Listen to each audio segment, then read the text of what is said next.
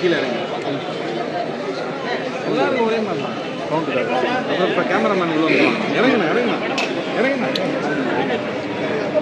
கொஞ்சம் பிரேக் அண்ணன் வழி விடுங்க. ஓகே இறங்கிடுங்க இறங்கிடுங்க. கேமராமேன் மாட்டீங்க இறக்கி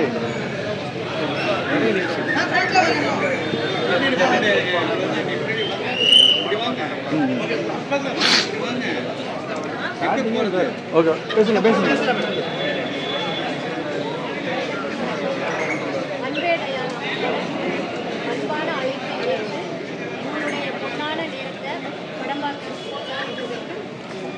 எங்கள் படக்குழுவின் சார்பாக உங்கள் அனைவருக்கும் மனமார்ந்த நன்றியை தெரிவிச்சுக்கிறேன். நான் எப்படி இந்த சினிமா இண்டஸ்ட்ரியில் ஏன் படம் பண்ணுறேன் அப்படின்னு விஷயத்தை நான் சொல்லியிருக்கேன். கல்விக்கு நிகராக நான் சினிமாவை பார்க்குறேன். ஏன்னா ரெண்டுமே சமூக மாற்றத்திற்கான கருவி அப்படின்னு நான் நம்புகிறேன். நான் ஒரு ஐஏஎஸ் அகாடமி நடத்திருக்கேன். எனக்கு கலெக்டர் ஆகணும் ஐஏஎஸ் ஆகணும்னு ஒரு மிகப்பெரிய கனவு. ஆனால் தொடர்ந்து என்னால் அதில் பயணிக்க முடியல. ஆனால் கூட நம்மளால் முடியாதுன்னு பரவாயில்ல, நம்ம நிறைய பேரை உருவாக்கணும், என்னைய மாதிரி சாதிக்கணும்னு இருக்கிற லட்சியத்தோடு இருக்கக்கூடிய மாணவர்களுக்கு ஒரு தூண்டுதலாக இருக்கணும்னு ஆசைப்பட்டு நான் ஐஏஎஸ் அகாடமி ஸ்டார்ட். எப்படி சத்யா ஐஏஎஸ் அகாடமியில் பல்வேறு பின்னணியிலிருந்து வரக்கூடிய மாணவர்களை சிறந்த ஆளுமைகளாக உருவாக்குறதையே நோக்கமாக கொண்டு சேர்க்கணும். அதே போலதான் சிறந்த படைப்புகளையும் படைப்பாளிகளையும் உருவாக்கணுங்கிற நோக்கத்தோட ரியோ கேஸ்ட் கிரியேஷன் தயாரிப்பு நிறுவனம் உருவாக்கப்பட்டிருக்கு. எப்படி மில்லியன் டாலரோட சேர்ந்து ரியோ கேஸ்ட் கிரியேஷன் அப்படின்னு பார்த்தீங்கன்னா, என்னோட நோக்கமும் மில்லியன் டாலர் தம்பி யுவராஜோட நோக்கமும் ஒரே மாதிரி இருந்துச்சு.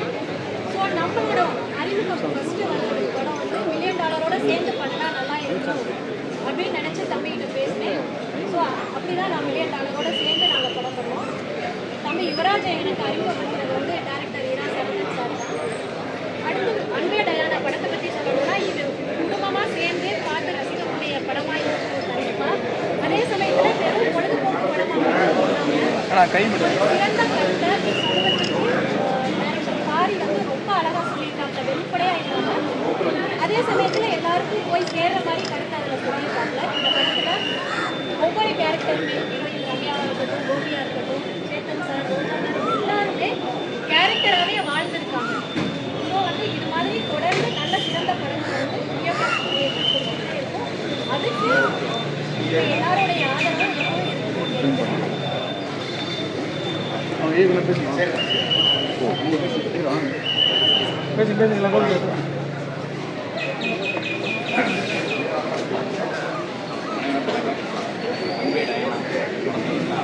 பாபா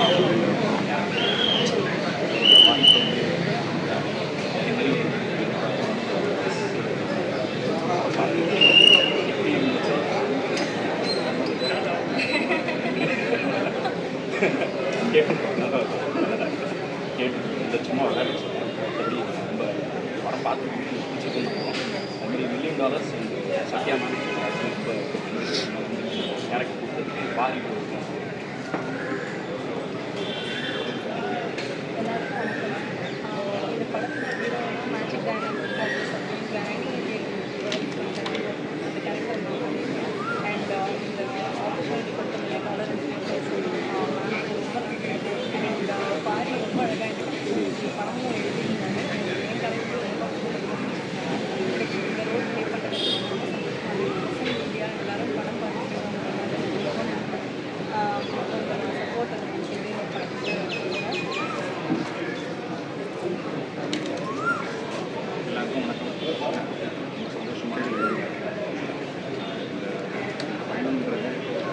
ஜமால் ஆரம்பிச்சது 2013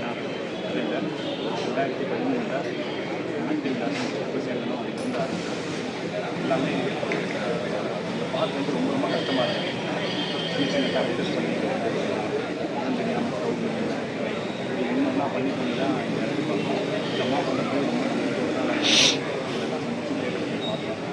இதெல்லாம் கேட்டிங்களா பெருசாக பேச்சு இந்த அன்பே டயானா முழுக்க தேட்டர்களுக்காக எடுக்கப்பட்ட ஒரு படம்.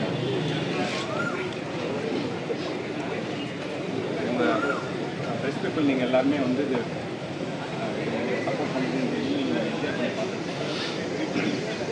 பயங்கர ஓவர்வெல்மிங்காக இருந்தது. ஏன்னா என்ன மாதிரி வளர்ந்து வர்ற கலைஞர்களுக்கு எல்லாருமே வந்து ஒரு பெரிய சப்போர்ட்டாக இருக்கும். ஏன்னா நீங்கள் எழுத போகிற ஒரு வார்த்தைகள் தான் மக்களுக்கு வந்து ஒரு பெரிய நம்பிக்கை இருக்கும் அப்படின்னு நம்புகிறோம். இந்த வெற்றி வந்து எனக்கான வெற்றியாக மட்டும் இருக்காது. என்ன மாதிரி இன்னும் கஷ்டப்பட்டு இருக்க நிறைய உதவி இயக்குநர்களுக்கும் அதுக்கான வெற்றியுமா இருக்கும். அந்த மாதிரி கஷ்டப்பட்ட நடிகர்களுக்குமான வெற்றியாகவும் கண்டிப்பாக இந்த படத்தை மக்கள்கிட்ட போய் நல்லபடியாக கொண்டு போய் சேருங்க. உங்கள் எல்லாருக்கும் படம் பிடிச்சிருக்கு அப்படின்றது வந்து நீங்கள் சொன்ன வார்த்தைகள் பற்றி என்னால் எடுத்துக்கணும். கண்டிப்பாக இந்த படத்தை உங்களால் எவ்வளோ சப்போர்ட் பண்ண முடியுமோ சப்போர்ட் பண்ணிக்கணும். தேங்க்யூ. படத்தில் மாதிரி அதுக்கப்புறம் தான் எழுதி முடிச்சதுக்கப்புறம் தான் ஒரு சில விஷயம் வந்து யோசிச்சோம். மலையாளமாக வச்சிருக்கலாமே அப்படிங்கிறது. பட் அடுத்து எதனா உங்களுக்கு மலையாளத்தில் ஸ்பெஷலாக தெலுங்கு நிறைய இருக்கு. அது வந்து பிஎன்சி கொஞ்சம் புரியுமா? இங்கே உள்ள சென்னை ஓகே,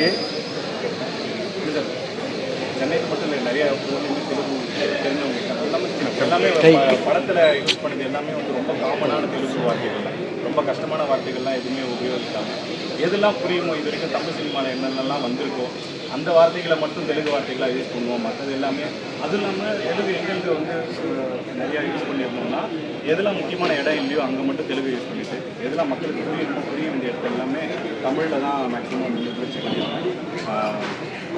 கண்டிப்பாக இது எல்லாருக்கும் பிடிக்கும். புரியாத அளவுக்கு எல்லாம் கண்டிப்பாக பிடிக்கும்.